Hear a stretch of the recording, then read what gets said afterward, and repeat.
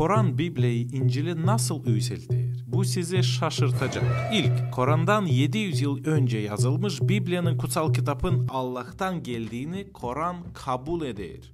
Al-İmran surasında Koran söyler: "O sana ey Muhammed ta evvelden doğru bir kıyat indirdi. Tevrat'ı hem İncil'i de yeni bağlantıyı o indirdi.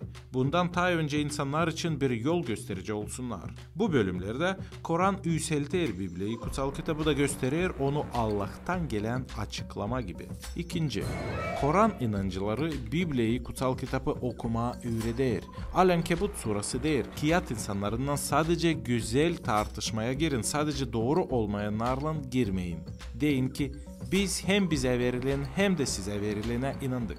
Bu söz evvelden yazılmış Biblia'nın kutsal yazıların ayos kutsal olmasını söyler, hem inancı insanlara Biblia'yı Allah'ın sözü gibi gösterir.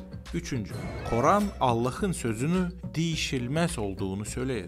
Al-Anam surası yazar: "Sahabi sözü doğruluğa getirdi. Onun sözünü kimse değiştiremez. O işiden hem bilen." Bu söz Biblia'nın kutsal kitabın Allah'tan gelen karakterini gösterir.